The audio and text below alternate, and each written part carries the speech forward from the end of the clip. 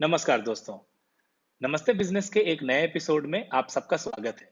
आज के चर्चा का विषय है एग्रीकल्चर इंडस्ट्री में स्मॉल बिजनेसेस के लिए नए अपॉर्चुनिटीज के ऊपर।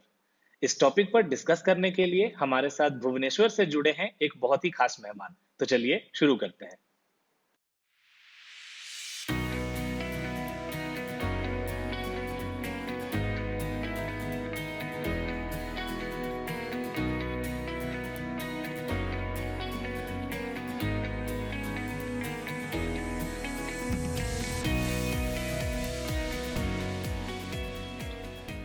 हेलो मनीष, नमस्ते बिजनेस पे हमारे साथ जुड़ने के लिए बहुत बहुत शुक्रिया। हाय राहुल, थैंक यू। मैं अपने दर्शकों को बताना चाहूंगा कि मनीष मेरे कॉलेज के सीनियर हैं आईआईटी खड़गपुर के, और पिछले 10 साल से ये एग्रीकल्चर इंडस्ट्री में काफी सारा काम कर रखे हैं।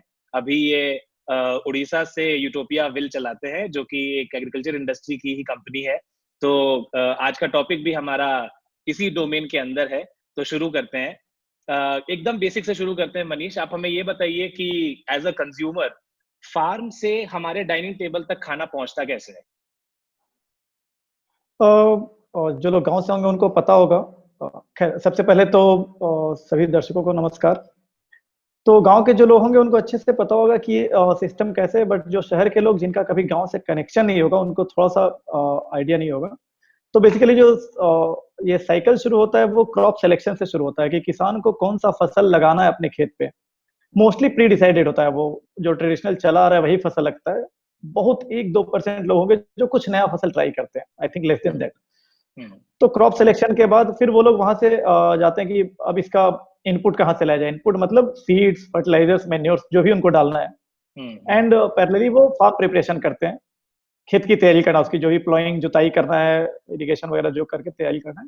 नेक्स्ट स्टेज इज सोइंग और नर्सरी प्रिपरेशन जो भी है उसमें। अगर डायरेक्ट सोइंग, सीड सोइंग का चीज है, कुछ क्रॉप्स हैं जो केवल बीज लगाने से हो जाते हैं। कुछ को होता है कि पहले नर्सरी में ग्रो करके ट्रांसप्लांट करना पड़ता है, मोस्टली वेजिटेबल्स में। तो वो नेक्स्ट फेज आता है कि सीड सोइंग करना। उसके बाद नर्सरी अगर लगाया तो नर्सरी से फिर ट्रांसप्लांटेशन का स्टेप आता है।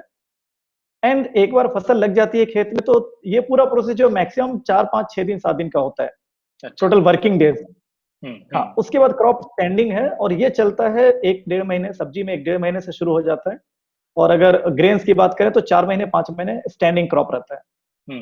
वेजिटेबल्स में क्या होता है कि 1-1.5 महीने के बाद आपको रेगुलर सप्लाई हार्वेस्टिंग होना शुरू होता है। ग्रेन्स में at the end of the season एक बार में आपको हार्वेस्ट मिलता है। अच्छा। तो ये हार्वेस्ट आना शुरू होता है, और इस बीच में उनको क्रॉप को मैनेज करना है। मैनेज करना मतलब उनको जब जिस न्यूट्रिशन की रिक्वायरमेंट है क्रॉप को, कोई पेस्ट अटैक हुआ कुछ, तो उनको डेली डेली जाके देखना है कब पानी की आवश्यकता है क्रॉप को। सो क्रॉप इज लाइक एक लिविंग थिंग है, जो भी प्लांट है वो। तो उसको हमारी तरह आवश्यकता होती है खाने की, पीने की। तो जितने अच्छे से इसको किसान मैनेज कर पाते हैं कि उसको जब प्यास लगी तब आप पानी देंगे, उतना अच्छा फसल होता है। रादर देन कि हमने 10 दिन का पानी एक बार में दे दिया, तो ऑब्वियस है, ये स्वाभाविक है कि वो अच्छा ग्रोथ नहीं होगा। बिल्कुल बिल्कुल। तो एंड इन सब के बाद हार्वेस्टिंग होता है। हार्वेस्ट होने के बाद क्रॉप्स मेनली जो मार्केट में आते हैं वो दो तरह के आते हैं, एक पेरिशेबल और एक नॉन पेरिशेबल। मतलब पेरिशेबल जो खराब होने वाली चीजें हैं, जिसे मोस्टली फ्रूट्स एंड वेजिटेबल्स हैं।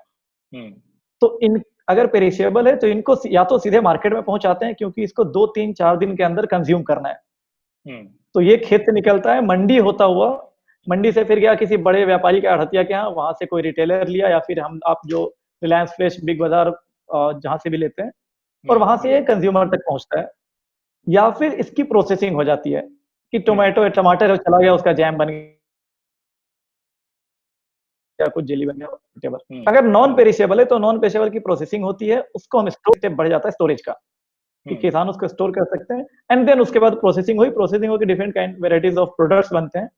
तो फ्रूट्स एंड वेजिटेबल्स मोस्टली हम लोग रॉ में ही कंज्यूम करते हैं, जैसे होता है वैसे ही लाके बनाते हैं। ग्रेन्स हमारे पास मोस्टली आते हैं कुछ ना कुछ प्रोसेस्ड आइटम के फॉर्म में।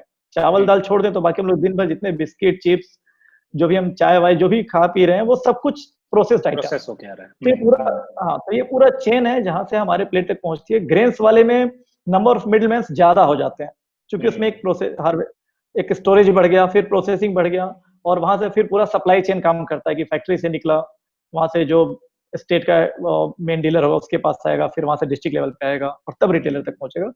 फ्रूट्स वेजिटेबल्स में चूंकि 3-4 दिन के अंदर इसको कंज्यूम करना, तो काफी तेजी से ये सारे स्टेप्स होते हैं और तुरंत खेत से निकल के 1-2 दिन 3 दिन के अंदर हमारे पास पहुंचता है। तो ये बेसिक एक साइकिल है। नहीं, थैंक यू सो मच इसके लिए। काफ़ी संक्षिप्त में पर फिर भी रिलेवेंट डिटेल्स के साथ आपने बताया कि ये प्रोसेस होता कैसे है। वैसे तो हमारा देश कृषि प्रधान देश है, तो शुरू से हमारा एग्रीकल्चर जो है एक मेन एक्टिविटी रहा है। तो अभी भी कंट्रीब्यूशन जो देखिए आप एम्प्लॉयमेंट का या जनरेशन ऑफ इनकम का, वो काफ़ी ज़्यादा किसानों के थ्रू और जो किसानी एक एक्टिविटी है उसके थ्रू आती है। लेकिन पिछले कुछ समझिए 10 साल में या 15 साल में ट्रेंड्स चेंज कर रहे हैं, कंजम्पशन पैटर्न्स वगैरह चेंज हो रहे हैं और लेटेस्ट डेवलपमेंट्स जो भी हुए, उनके बारे में ज़रा हमें बताइए कि आपको कैसे दिख रहा है एग्रीकल्चर इंडस्ट्री चेंज होते हुए?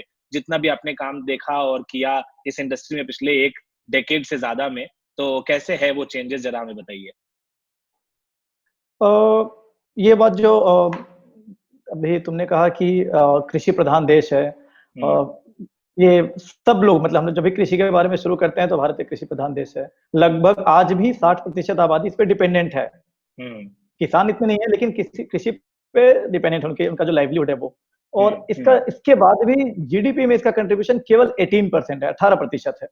अच्छा। तो जहाँ 60% लोग एंगेज्ड हो वहाँ की जीडीपी में अगर उसका कंट्रीब्यूशन केवल 18% है, तो हम समझ सकते हैं कि उन 60% लोगों की इनकम कैसी होगी। ये सीधा हुँ, यहाँ से हम समझ सकते हैं। हुँ, हुँ, और एक जो हम बहुत बड़े अर्थशास्त्री नहीं है तो हो सकता है यहाँ पे गलत हो सकते हैं, लेकिन कहीं न कहीं जो अभी तक परिभाषा बनी हुई है, जिसका कोई एक्सेप्शन नहीं है, कि हुँ, विकसित बनने के लिए देश जब विकसित होता है, तो उसमें एग्रीकल्चर का कंट्रीब्यूशन कम होना चाहिए जीडीपी में। तो आप तभी वो एक अभी तक जितने भी डेवलप्ड कंट्रीज हम देखेंगे, सबका देखेंगे कि डाउन द लाइन टाइम के साथ उनका जीडीपी में कंट्रीब्यूशन कम होता जाता है एग्रीकल्चर का। हुँ, हुँ, एंड बिकॉज़ कि दे थिंक कि यार खाना तो कहीं से इंपोर्ट करवा लेंगे, रादर देन हम सर्विस पे ध्यान दें और इन्वेस्टमेंट बैंकिंग चल रहा है, इतने सारे चीज़ चल रहे हैं। तो मनी ओरिएंटेड जो होते हैं, इकोनॉमिक जिनको हुँ, बोलते हैं कि सारा इकोनॉमिकल एक्टिविटीज़, उसमें ऑब्वियसली है कि यार एग्रीकल्चर में इतने लोगों को एंगेज करना, इतना लेबर लगाना मच ईज़ियर कि कहीं से इंपोर्ट करवा लो। बिल्कुल। सो हम लोग भी कहीं न कहीं उस चीज़ पे अगर उस हिसाब से देखें तो ये सही है। लेकिन आज के परिप्रेक्ष्य में अभी जब कोविड है, कोरोना है, जहाँ पे लोग थोड़ा-सा रियलाइज़ कर पा रहे हैं, कि अगर सिचुएशन ऐसी होती है कि ये ट्रांज़ैक्शन, ट्रांसपोर्टेशन अगर थोड़ा डिफ़िकल्ट होता है, हुँ, तो एट लीस्ट हुँ, फूड एक ऐसा चीज़ है जो हमको लोकली अवेलेबल होना चाहिए। ये सबको समझ बिल्कुल, में आना चाहिए कि फूड सफिशिएंट होना चाहिए। बिल्कुल। बिकॉज़ जीने के लिए जो 3 चीज़ एकदम आवश्यक है, हवा, पानी और भोजन। हुँ, हुँ, तो हवा और पानी हम जहाँ-जहाँ रहते हैं, वहाँ लोकली अवेलेबल है, नेचर ने अवेलेबल किया है। फूड हुँ, एकमात्र चीज़ है जो नेचर अवेलेबल तो करवाती है, लेकिन उसके लिए थोड़ा-सा हमको कुछ वर्क करना पड़ता है। हाँ, मेहनत करनी होती है। हाँ, तो ये एक एक एग्रीकल्चर में सबसे बड़ा जो 10 साल में हमने देखा है कि ये एक रीज़न है कि चूँकि इनकम कम है, तो यंग जनरेशन और यही कारण था हमारे एग्रीकल्चर में आने का, हुँ, कि जो यंग जनरेशन है, वो एग्रीकल्चर में बिल्कुल आना ही नहीं चाह रही है। हुँ, मतलब अ, उनको उनका एक एस्पिरेशन है कि शहरों में रहें, गाँव में कीचड़ में कहाँ काम करना है, इनकम भी कम है लोग आपको रिस्पेक्ट भी नहीं देते हैं और ये डाउन पिछले 30, 40, 50 साल में ऐसा हुआ है। लेकिन पिछले 10 साल में जो 2 चीज़ें बदली हैं, एक तो जो एंटरप्रेन्योरशिप वर्ड है, जो स्टार्टअप है। हुँ, हुँ, 2010 में जब हम लोगों ने शुरू किया था, तो बहुत ही एक हौवा टाइप का चीज़ था कि अरे स्टार्टअप है कोई अ, ईमानदारी से बताएँ तो हम जब खड़गपुर में थे, तो हमको पता भी नहीं था कि ये एंटरप्रेन्योरशिप होता क्या है, करना भी है। बस ये पता था कि अपना कुछ करना है। हुँ, एंड हुँ, जब काम शुरू किया देहात का हम लोगों ने काम शुरू किया था, मेरे अपने ही गाँव से काम शुरू किया था। तो जब ऐसे ही आईआईटी खड़गपुर में पहला टॉक हुआ था मेरा ईसीएल के थ्रू, आई डोंट नो कि शायद तुम थे उसमें इन्वॉल्व या नहीं। हाँ, हम भी तो थे उस इसमें। समय हम हाँ, तो उस टॉक के लिए हम एंटरप्रेन्योरशिप का स्पेलिंग रटे थे, कि यार ये स्पेलिंग तो पता होना चाहिए कम से कम कि ऐसा कुछ है। लेकिन अब आज के टाइम में 10 साल में देख रहे हैं कि चीज़ें चेंज हुई हैं, स्टार्टअप का एक एक आया है कि जो मिडल क्लास फैमिली के जो लड़के निकलते हैं, अब उनमें ये हिम्मत आई है कि यार हुँ, सर्वाइवल हुँ, तो कहीं से हो जाएगा, हम अपने मन का काम करें। बिल्कुल। और एग्रीकल्चर भी इसमें लोगों का इंटरेस्ट में आया है, जो भी उसका रीज़न हो। 10 साल में जो चेंज देखा है वो ये कि यंग जनरेशन के लोग भी आ रहे हैं एग्रीकल्चर में, एक पॉजिटिव साइन है एट मेनी लेवल्स। चाहे फार्मर की बात हो या फार्मिंग सर्विसेज की बात हो या फिर हुँ, उसके मार्केटिंग और आईटी एग्रीटेक की बात हो। हुँ, हुँ, गवर्नमेंट का भी इस पे फोकस तो है लेकिन हमारा जो अनुभव है कि 10 साल में कि और सबका अनुभव है कि गवर्नमेंट एक फैसिलिटेटर हो सकती है, गवर्नमेंट इम्प्लीमेंटर नहीं हो सकती, इम्प्लीमेंटिंग एजेंसी नहीं हो सकती है, क्योंकि उनके अपने लिमिटेशंस हैं। अब भी अगर हम देखें इसमें जो एग्रीकल्चर का एक ग्रॉस वैल्यू एडेड जो वैल्यू है इसका एग्रीकल्चर का लगभग 19-20 में 2019-20 फाइनेंशियल ईयर में ये 19,50,000 करोड़ 19.48 लाख करोड़ रुपीस था इंडिया में, और एनुअल ग्रोथ इसका अप्रोक्सीमेटली 4% है। तो ये कंट्रीब्यूट तो अच्छा कर रहा है, जीडीपी में जैसा बताया 18% है इसका। इंडिया का जो फूड एंड ग्रोसरी मार्केट है वो ऑब्वियस, चूंकि हमारे पॉपुलेशन इतना ज्यादा है, वर्ल्ड का 6th लार्जेस्ट, छठा सबसे बड़ा फूड एंड ग्रोसरी मार्केट है हमारा। तो हमारे पास मार्केट है और हमारे पास प्रोडक्शन भी सफिशिएंट है। जो बीच में कमी आ रही है, आगे इस पे जो हम लोग बात करेंगे कि सर्विस प्रोवाइडर्स की कमी है।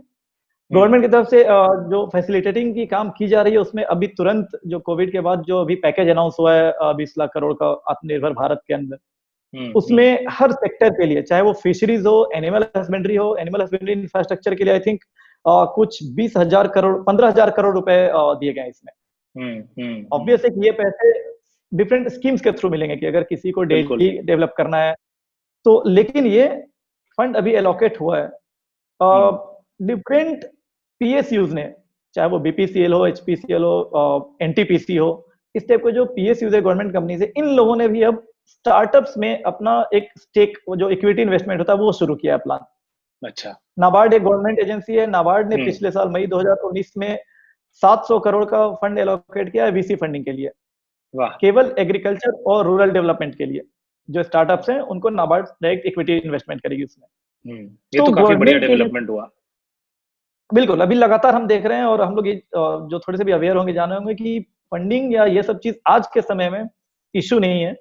काफी जिसको बोलते हैं कि बहुत ही अच्छा एक एनवायरनमेंट बना है कि अगर आप आना चाहते हैं तो आइए, सपोर्ट है।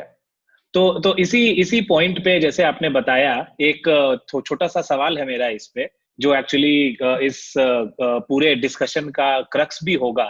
तो आप हमें ये बताइए कि जिस तरीके से आपने बताया कि वेंचर कैपिटल हो या इम्प्लीमेंटेशन के लिए स्कीम्स निकाली गई जिसमें कैपिटल एलोकेशन हो सकता है, जो कि स्पेशल पर्पस व्हीकल की तरह है कि इस पर्पस के लिए ही आपको कैपिटल एलोकेशन करनी है।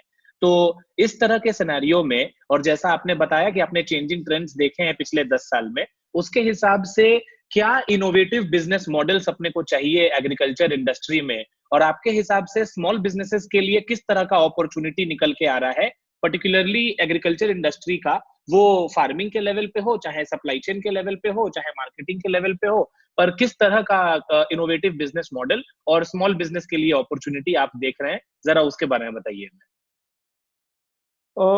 एग्रीकल्चर में जो अभी एक जैसा वातावरण बना हुआ है, एनवायरनमेंट बना हुआ है, अभी उसकी बात हो रही थी, और जिस तरह से इन्वेस्टमेंट की भी बात है, इन्वेस्टमेंट भी एफडीआई का जो एफडीआई फॉरेन डायरेक्ट इन्वेस्टमेंट है, 2000 से 2020 के बीच में अगर हम देखें तो लगभग 10 बिलियन यूएस डॉलर का इन्वेस्टमेंट हुआ इंडिया में।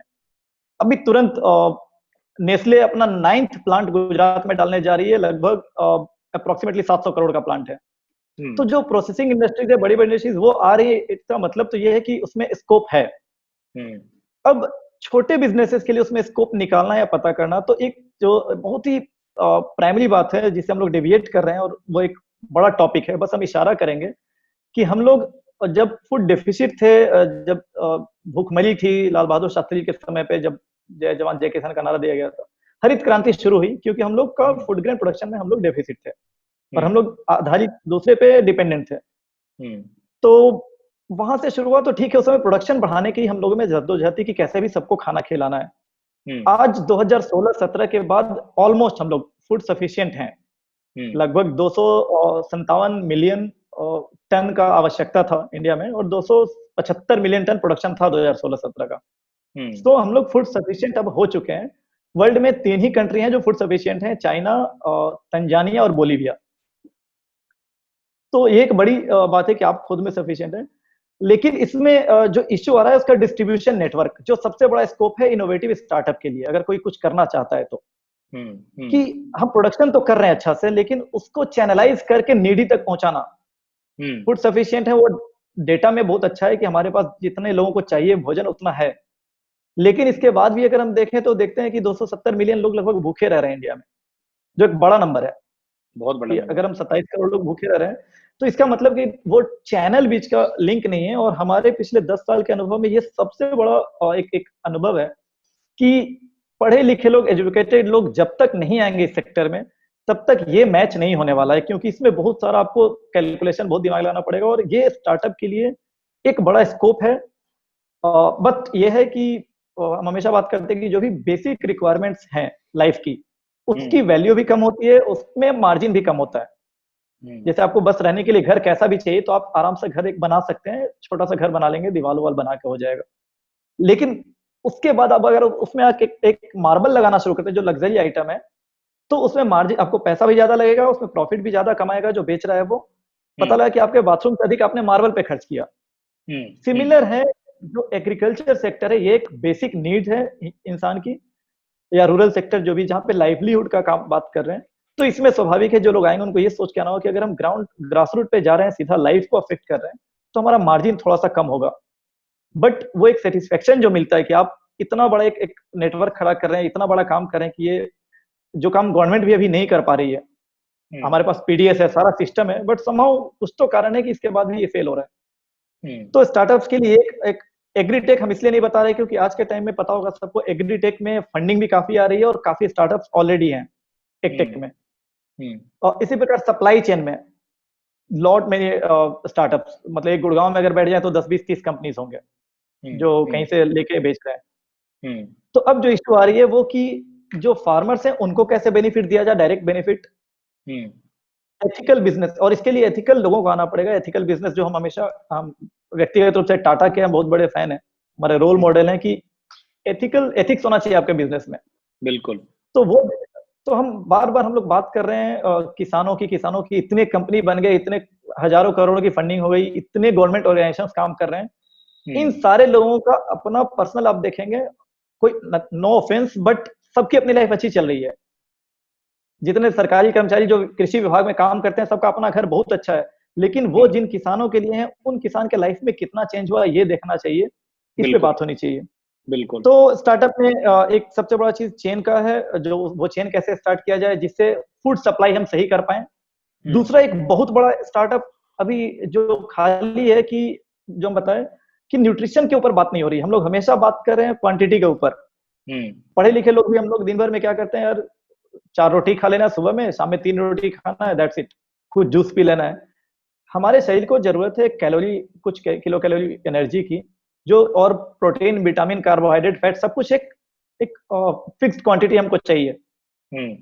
पिछले 40-50 साल में जब से हमने प्रोडक्टिविटी बढ़ाने की बात की है, तब से कहीं ना कहीं हम लोगों ने क्वालिटी से कंप्रोमाइज किया है। और डाउन टू अर्थ का एक आई थिंक 2017 का एक रिपोर्ट है, गवर्नमेंट ऑफ इंडिया का एनआईएन इंस्टीट्यूट है, national institute of nutrition Hyderabad में, उनकी स्टडी है कि पिछले 70-80 सालों में मतलब 20-25 गुना तक हमारा न्यूट्रिशनल वैल्यू कम हो गया है। एक एग्जांपल, पालक के साग में 1912 में 100 ग्राम साग में 2.67 मिलीग्राम आयरन होता था, जो हम आयरन के लिए खाते हैं पालक का साग। Sorry, 67 milligram. 1912 में 67 मिलीग्राम था, वो घट के 1992 में, 80 साल के बाद 1992 में 2.67 हो गया है। 62 से घट के 2.67 हो गया है।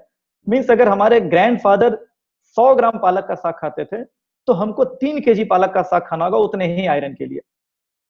तो ये एक बड़ा सेक्टर हो सकता है जहां पे स्टार्टअप वाले लोग आए और इस चीज को लेकर चलें कि भाई हम न्यूट्रिशन आपको प्रोवाइड कर रहे हैं। अभी तक क्या हो रहा है कि हम बास्केट दे रहे हैं कि आपको डिफरेंट काइंड्स ऑफ वेजिटेबल्स मिल जाएंगे, आपको आटा मिल जाएगा, चावल मिल जाएगा।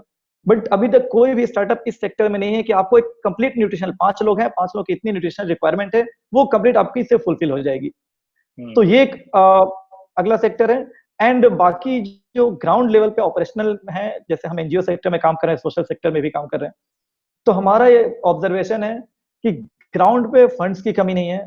गवर्नमेंट ऑफ इंडिया की एमएसएमई डिपार्टमेंट की एक छोटी सी क्या बोले, एकदम छोटा सा प्रोग्राम है, स्फूर्ति। स्फूर्ति के तरफ से अप टू 10 करोड़ रुपए तक का ग्रांट मिलता है, जिससे आप गांव में कहीं पे भी जाके फार्मर्स ग्रुप बना के, और आप कोई भी प्रोसेसिंग प्लांट बना सकते हैं, any kind of processing plant that can be agricultural, non agricultural. ये तो काफी अच्छी चीज बताई आपने। तो ऐसे बहुत स्कीम्स हैं और इनको लेने वाले लोग नहीं है। हम लोग देख रहे हैं कि एकदम बिलो एवरेज जो गांव में जितने भी एनजीओ या जो लोग काम कर रहे हैं दे आर बिलो एवरेज।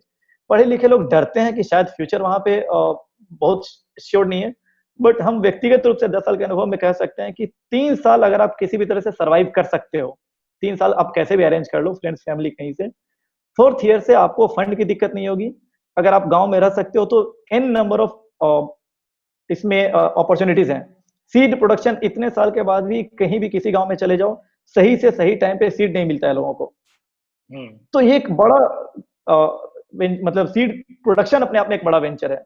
अगर आपके पास पैसे नहीं है, आप चाहते हो कि बस हम फैसिलिटेटर की तरह काम करें, तो आप पढ़े लिखे हो, आप किसी बड़े कंपनी से बात करो कि भैया क्या चाहिए आपको प्रोडक्शन, गांव में आओ, किसान का ग्रुप बनाओ और कॉन्ट्रैक्ट फार्मिंग करवा लो। ऐसे ऐसे एग्जांपल्स हैं कि कोई आदमी 10-20 हजार रुपए से शुरू करके और आज के टाइम में करोड़ों का मालिक है पिछले 15 साल के अंदर। और एवरेज आदमी वैशाली का ही एक आदमी है, नाम नहीं लेंगे, लेकिन अभी वो 2 बार इलेक्शन लड़ चुका है, आई थिंक करंट अभी एमएलए भी है। और जब उसने खेती शुरू की थी उसके पास जमीन तक नहीं था। तो ये अपॉर्चुनिटीज बहुत ज्यादा है। एक ये चीज है कि थोड़ा सा आपको कंप्रोमाइज करना पड़ सकता है लाइफस्टाइल से। आप चाहेंगे कि हम दिल्ली में रह के, गुड़गांव में रह के ये वाला ऑपरेशन वाला काम करें तो असंभव है। इतना फंड की अपॉर्चुनिटी है, सेटिस्फेक्शन है और पैसे की कमी नहीं होगी। 2-3 साल लगेगा जब तक आपको लोग यहाँ पे विश्वास करें आप पे कि आप छोड़ के वापस नहीं चले जाओगे। इसके साथ साथ आपने तो वैसे काफी सारी चीजों पे ब्रीफली टच किया ही और काफी सारी चीजों के बारे में जानकारी भी शेयर करी, लेकिन एक चीज और जो डिस्कस करना चाहेंगे स्पेसिफिकली स्मॉल बिजनेस अपॉर्चुनिटी के पॉइंट ऑफ व्यू से, वो जैसे आपने बताया production, distribution, contract farming, nutrition, इस तरह के काफी सारे बकेट्स आपने बताए। इसके अलावा इंपोर्ट एक्सपोर्ट भी होता है, या प्रोसेसिंग, जैसे आपने बताया प्रोसेसिंग भी अलग अलग लेवल का होता है, जिसमें लोकल लेवल प्रोसेसिंग है या कॉन्ट्रैक्ट के थ्रू लार्ज स्केल प्रोसेसिंग है, इस तरह की भी चीजें होती हैं।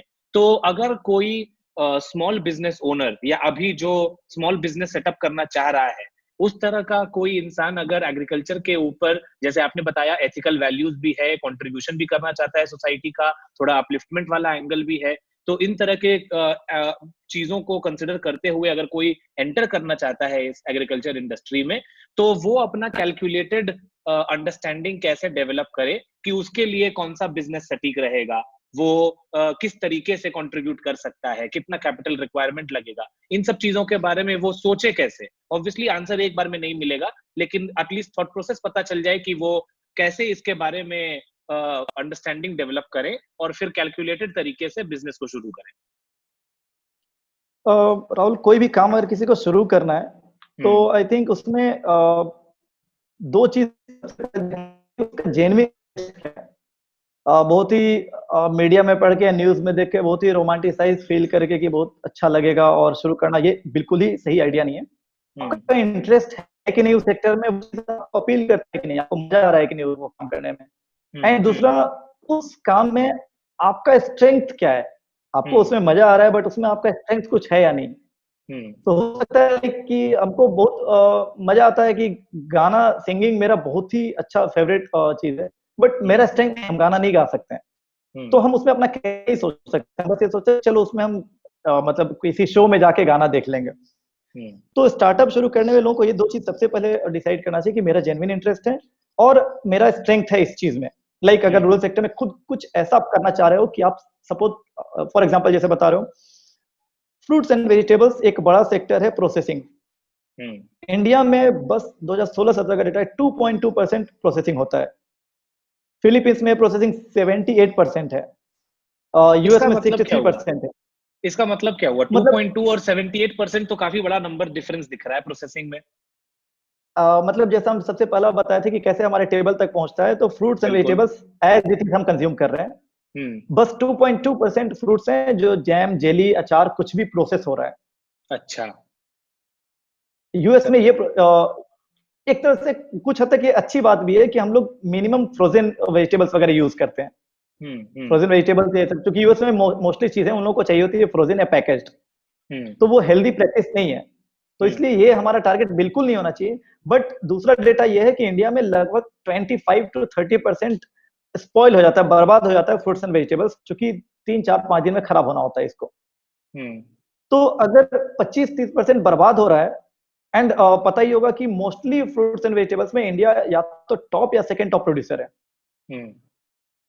टोमेटो में इंडिया सेकंड लार्जेस्ट प्रोड्यूसर है वर्ल्ड का, टमाटर उगाता है। और तब जबकि नीदरलैंड इंडिया से 27 गुना अधिक प्रोडक्टिविटी है उसकी पर एकड़, नीदरलैंड इंडिया से 27 टाइम्स अधिक उगा रहा है। यूएस इससे इंडिया से लगभग 4 गुना, 3.5 4 गुना प्रोडक्टिविटी अधिक है, फिर भी प्रोडक्शन में इंडिया से नीचे है, वो तीसरे पोजीशन पे।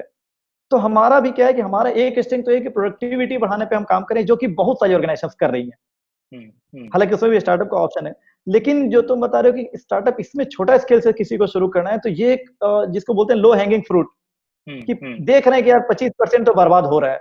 क्योंकि बर्बाद कहाँ होता है कि वो मंडी में पहुंच गया, किसान के यहाँ से मंडी में चला गया और वहां से बिक नहीं पाया। बिल्कुल। तो उसको या तो कहीं लोग डंप करते हैं, जो कि ऑब्वियसली एक पोल्यूशन क्रिएट करता है। उसके लिए आइडियाज पे काम हो सकते हैं कि हम उसको क्या कर सकते हैं। अगर वो प्रोसेसिंग के लायक बचा है तो प्रोसेसिंग करें, नहीं बचा है तो किसी value added product like manure वगैरह कुछ बना सकते हैं क्या। तो इन चीजों पे काम करना है। और उसको जो प्लान करना है, तो किसी भी चीज को, अगर किसी को अपना सपोज डेयरी शुरू करना चाहता है, तो एक तो ऑब्वियसली थोड़ा रिसर्च करना पड़ेगा उस पर, जो पहला स्ट्रेटजी कि आप आज तो काफी है इंटरनेट पे, लेकिन एक हम जस्ट बताना चाहेंगे कि डेटा को छोड़ के, गवर्नमेंट डेटा को छोड़ के बाकी किसी भी इंटरव्यू पे जैसे मेरे जैसे लोग कुछ बोल रहे हैं उस पर विश्वास ना किया जाए, क्योंकि लोग इंटरव्यू में कुछ चीजों को एस्केलेट करके बोल देते हैं, एक्सेजरेट करते हैं। तो बेटर है कि उससे ग्राउंड लेवल पे जाके मिला जाए। तो डेटा वगैरह आप इंटरनेट से ले सकते हैं। उसके बाद आप उससे एनालाइज करके आप जो शुरू करना चाहते हैं, अगर आपको एक डेयरी प्लांट शुरू करना है, तो मिनिमम 2-3 डेयरी प्लांट आप खुद से घूमिए। सफिशिएंट टाइम देना चाहिए लॉन्च करने के पहले खुद को रिसर्च करने पे। और उस टाइम को कभी भी नहीं समझना, उस बीच में बहुत ऐसा फेज आएगा कि 3-4 दिन 5 दिन कोई काम नहीं है, घर में बैठे हुए हो, तो उसको आप अपने लर्निंग फेज में इंक्लूड कर लो कि भाई ये लर्निंग में होता है। उससे फ्रस्ट्रेटेड नहीं होना चाहिए कि 5 दिन से कोई काम नहीं कर रहे हैं। That's the learning phase. Each and everyone has to go through that phase. जो भी काम कर रहा है उसको जाना पड़ेगा, आपको टाइम बर्बाद करना है। एंड वहां से लोगों से मिलके, और जब भी किसी से मिलने जाएं तो कोई जेन्युइन रिकमेंडेशन लेके जाएं, रेफरेंस लेके जाएं, ताकि वो प्लांट का जो ओनर है या जो आदमी है वो आपको सही सही जानकारी दे कि लॉस कहाँ, प्रॉफिट क्या क्या होता है। एंड उसके बाद आप इंफॉर्मेशन ले कि इसके लिए कहाँ कहाँ से फंडिंग मिल सकती है आपको। आज 10 साल के बाद भी हमको सारा स्कोप नहीं पता है फंडिंग का। हमको डेली मतलब 6 महीने पहले पता लगा कि गवर्नमेंट ऑफ इंडिया की इतनी अच्छी स्कीम है जो हम 10 साल से ले सकते थे, हमको पता ही नहीं था ये स्कीम एग्जिस्ट करती है। तो बहुत मुश्किल काम है इस पे पता करना, क्योंकि गवर्नमेंट का क्या होता है, एक लेटर आता है जो लोग अपलोड करते हैं पीडीएफ में। स्कीम पढ़ेगा तो एक आम आदमी को समझ में नहीं आएगा। और खास करके तुम जिस सेक्शन की बात कर रहे हो, अगर छोटे बिजनेस किसी को शुरू करना है, तो हमको लगता है कि एक स्टार्टअप का ये भी एक आइडिया हो सकता है कि ऐसे लोगों को इंक्यूबेट करना। अभी जो भी इंक्यूबेटर्स हैं, ये सारे आईआईटी आईएम के लोगों को इंक्यूबेट करते हैं। छोटे बिजनेस का इंक्यूबेटर बना तो वो भी एक अच्छा स्टार्टअप होगा। और ये रिसर्च करने के बाद वो ग्राउंड का सारा फंडिंग कहाँ से हो सकती है सब करके, एंड देन स्टार्टिंग पॉइंट होना चाहिए कि गिवन द फैक्ट कि हमको कोई भी आउटसोर्स, कहीं आउटर सोर्स से, कहीं बाहर से कुछ भी नहीं मिल पा रहा है, उस केस में हम कैसे मूव करेंगे अपने प्लान को। लाइक गवर्नमेंट की तरफ से 90% सब्सिडी मिलती है, सपोज फॉर एग्जांपल कि आपको डेली बनाने के लिए 50% सब्सिडी मिलती है गवर्नमेंट की तरफ से। आप इसको अपने प्लान में जरूर रखोगे, 50% पैसा तुमको मिलेगा, बट यू नेवर नो कि वो 3 साल बाद मिलेगा कि 5 साल बाद मिलेगा। तो आप अगर उसके भरोसे अपना प्लान करोगे तो आपका पूरा प्लान चौपट होगा। तो आपको ये प्लानिंग करनी है कि ये 50% नहीं मिल रहा है तो हमको कैसे मूव करना है। और ये मिल तो ये श्योर है कि मिल जाएगा, लेकिन वो टाइम बहुत ज्यादा लेगा। तो आपकी किसी भी प्लानिंग में कोई थर्ड पार्टी जो है उसका involvement up to an extent आना चाहिए कि यार वो एडवाइस दे सकता है, वो ये काम दे सकता है, बट वो आदमी हमको पैसा देगा तभी ये काम करेंगे, या वो आदमी ये चीज आके बना देगा तभी। ये नहीं होना चाहिए। आपका पूरी प्लानिंग आपकी जो होनी चाहिए वो केवल और केवल आप पे डिपेंडेंट होनी चाहिए, और इस तरह से मूव करना चाहिए। एंड बहुत सारा एक चीज मान के चले हम लोग की टाइम के साथ काफी कुछ उनको पता चलता जाएगा कि फंड और कहाँ से मिल सकता है, किस तरह के फंड से। ये टाइम के साथ लर्निंग बहुत जरूरी है। बिल्कुल। बिजनेस करते करते और धंधे में उतरने के बाद जो ग्राउंड रियलिटी पता चलती है, उसमें तो जैसे जैसे काम आगे बढ़ते जाता है वैसे वैसे नया इंफॉर्मेशन निकलता ही है। बिल्कुल। तो हमने काफी तरह की चीजों के बारे में वैसे तो बात कर लिया, बट जितने इंटरेस्टिंग चीजें आपने आज हमें बताई। उसके साथ-साथ विदा लेने के पहले आपसे एक चीज़ और ब्रीफली डिस्कस करना चाहेंगे कि जो ऑर्गेनाइजेशन पे आप काम कर रहे हैं और जो एनजीओ पे आप काम कर रहे हैं, उसके बारे में ज़रा हमें ब्रीफली बता दीजिए, ताकि हमें समझ में आए कि आप आईआईटी से पढ़ने के बाद बिहार को आप बिलॉन्ग करते हैं, जहाँ से मैं भी हूँ। तो हम लोग एक स्टेट के भी हैं और एक कॉलेज के भी हैं, और वो पूरा एजुकेशन देखने के बाद, ये एक इंडस्ट्री को शेप अप होते हुए देखने के बाद, आपने चूज किया एग्रीकल्चर इंडस्ट्री में जाना, और फिर आप जो काम कर रहे हैं वो आपने कैसे बनाई आपकी ब्लूप्रिंट, और अभी आप क्या कर रहे हो, उसके बारे में जरा हमें संक्षेप में बता दीजिए। ब्रीफली आइडिया ये है कि जब आईआईटी खड़गपुर में लास्ट ईयर में थे, प्लेसमेंट के ठीक 2-3 महीने पहले, तो सडनली हमारे एक फ्रेंड का कॉल आया जो आईआईटी दिल्ली से पास आउट थे 2008 में। एंड हम बहुत उस समय कंफ्यूज थे कि करना क्या है। ये श्योर था कि सोशल सेक्टर में कुछ भी करना है, क्योंकि भाई बिहार के रहने वाले थे, बचपन से सब कुछ गरीबी या जो भी देखा था काफी क्लोजली, तो लगा था कि यार उस सेक्टर के लिए कुछ करें जहां से आए हैं। तो वो दोस्त का सडनली एक कॉल आया एंड वहां से एक प्लानिंग शुरू हुई। हमारे फाइनल सेमेस्टर से हमने काम शुरू कर दिया। जब हम 10th सेमेस्टर में थे, 5th ईयर में, तो हम गांव जाना शुरू किए। एंड कुछ भी आइडिया एग्जैक्टली नहीं था कि एग्रीकल्चर, गांव से कनेक्शन हमेशा रहा, हर दिवाली छठ में गांव जाते रहे, होली दिवाली छठ में, लेकिन खेती कैसे होती है बस देखते थे। उसके बारे में चूंकि दादाजी वगैरह एकदम दूर रखते थे कि अरे तुम लोग पढ़ना लिखना ये सब क्यों करना है, ये सबसे दूर रहो। तो हमारे दादाजी किसान थे, बट पिताजी जॉब में आ गए और वहां से कनेक्शन, डायरेक्ट कनेक्शन हमारा छूट गया। तो वो जो एक चीज पिंच किया था वो ये कि जब हम देखे कि मेरे गांव के मोस्टली हमारे जब हम खड़गपुर से निकल रहे थे तो हमारे जनरेशन का रेयरली कोई गांव में बचा है, मुश्किल से 4-5 लोग बचे होंगे। वो भी इसलिए कि कुछ मजबूरी थी, किसी के पेरेंट्स बहुत बीमार थे, किसी के घर में कोई देखने वाला नहीं था। अदरवाइज सारे लोग भले ही वो एक मजदूर का, सिक्योरिटी गार्ड का कहीं दिल्ली, बॉम्बे, गुजरात कहीं नौकरी कर रहे हैं, गांव में नहीं रहना उनको। तो ये एक अपॉर्चुनिटी दिखा हम लोगों को कि यार एग्रीकल्चर एक ऐसा सेक्टर है जिसका ऑल्टरनेटिव नहीं है। आज कोरोना में भी जब सबसे पहला सेक्टर जो ओपन होता है वो एग्रीकल्चर ही होता है, ऑब्वियसली हम लोग को खाना है। तो हम लोग बोलते हैं कि जब तक हम लोग हैं तब तक एग्रीकल्चर सेक्टर रहेगा, और मोर प्रिसाइसली जब तक एग्रीकल्चर है तभी तक हम लोग रहेंगे। तो वो एक लगा कि यार एग्रीकल्चर तो बंद नहीं होगा और लोग छोड़ के जा रहे हैं, इट मीन्स कि आने वाले टाइम में इसमें एक अच्छा गैप क्रिएट होगा, वैक्यूम क्रिएट होगा। तो हमारे लिए एक अच्छा टाइम है कि हम इसमें जाके अभी से शुरू करें, और 8-10 साल जब हम सीख लेंगे उस समय पे जब जरूरत होगी तो हमारे पास एक एक्सपर्टीज होगा इस सेक्टर को कुछ गाइड करने के लिए। ये एक सिंपल थीम था कि, और दूसरा ये कि कैसे इन यंग लोगों को बुलाया जाए वापस बुलाया जाए। वो सेकेंड फेज होगा। फर्स्ट फेज की जो नई जनरेशन है वो बाहर ना जा पाए, पहले उनको रोकना, फिर लोगों को वापस बुलाना। इस पे काम किया, और वैसा ही मॉडल देहात के नाम से शुरू हुआ। 2010 में हम लोगों ने शुरू किया था अपने गांव से, सबसे पहला पायलट हमारे गांव में हुआ था वैशाली में। 2015 तक काफी अच्छा काम किया, ग्रोथ काफी अच्छी हो गई ऑर्गेनाइजेशन की। और उसके बाद काफी रिसर्च करने के बाद पता चला कि ऑर्गेनिक प्रोडक्शन में जाना चाहिए हम लोगों को। तो काफी टफ कॉल था उस समय, जब जस्ट हम लोग वो स्ट्रगल से बाहर निकले थे, ऑर्गेनाइजेशन ग्रो कर रही थी, फंडिंग जस्ट स्टार्ट हुआ था। बट फिर एक टफ कॉल लेना, और खड़गपुर की मेरी एक बैचमेट है, नालंदा की रहने वाली है, उसकी शादी हुई है उड़ीसा में, पूजा भारती, वो गेल में जॉब कर रही थी। उससे बात हुई और हम दोनों ने मिलकर एक एनवायरनमेंट फ्रेंडली ऑर्गेनिक फार्मिंग का प्लान किया कि यार ऐसा कुछ करते हैं इसमें खुद भी खुश रहें, खुद का एक फार्म भी डेवलप करें और किसानों को भी सिखाएं। और जो मिथ है, बहुत ज्यादा मिथ है मार्केट में ऑर्गेनिक को लेकर कि यार प्रोडक्टिविटी घट जाती है। आज हमारे पास 4 एकड़ का खुद का फार्म है, हम गारंटी के साथ बोल सकते हैं कि पहले सीजन में भी प्रोडक्टिविटी नहीं घटती है, आपको मेहनत थोड़ा ज्यादा करना पड़ेगा। तो वहां से हम लोगों ने शुरू किया। अब भी बैक टू विलेज करके हमारी एक सोशल ऑर्गेनाइजेशन है जिसके थ्रू हम फार्मर्स तक पहुंचते हैं, उनको ट्रेन करते हैं, उनको जो भी चीज चाहिए होता है। छोटा सा एक सेंटर बनाते हैं गांव में, और एक सेंटर से 400-500 किसान को जितनी भी चीजें चाहिए, सीड चाहिए, ट्रेनिंग चाहिए, उनको मार्केट करना है, सब उसी सेंटर से मिलता है। वन स्टॉप सोल्यूशन है, उन्नत कृषि केंद्र के नाम से यहाँ चल रहा है। ऐसे लगभग 6000 किसान हमसे जुड़े हुए हैं। और इन्हीं प्रोडक्ट्स को, जो किसान हमको प्रोडक्ट्स कुछ देते हैं बेचने के लिए, तो उसको बेचने के लिए हमने एक यूटोपिया विल प्राइवेट लिमिटेड नाम की कंपनी रजिस्टर की।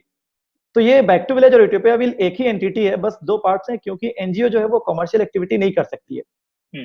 तो हमारा मेन टारगेट है, हमारा जो मेन क्लाइंट है, दे आर फार्मर्स, कि हमको फार्मर्स को सर्व करना है। एट द सेम टाइम हम चाहते हैं कि हेल्दी फूड्स फॉर ऑल, जो हमारा मोटो है कि हेल्दी फूड्स फॉर ऑल, सभी लोगों को एक हेल्दी खाना मिले। तो हम लोग इस पे काम कर रहे हैं कि ये ऑर्गेनिक प्राइस, जो प्रीमियम प्राइस है, जो गैप है, प्राइस गैप केमिकल और ऑर्गेनिक के बीच का, so we are saying directly कि अगर आपके पास पैसे नहीं है तो आप जहर खाओ, क्योंकि केमिकल को हमने सस्ता रखा है, ऑर्गेनिक को हम ज्यादा पैसे ले रहे हैं। तो भाई गरीब तो तुम जहर खाओ, अमीर लोग ही अच्छा खाना खा सकते हैं।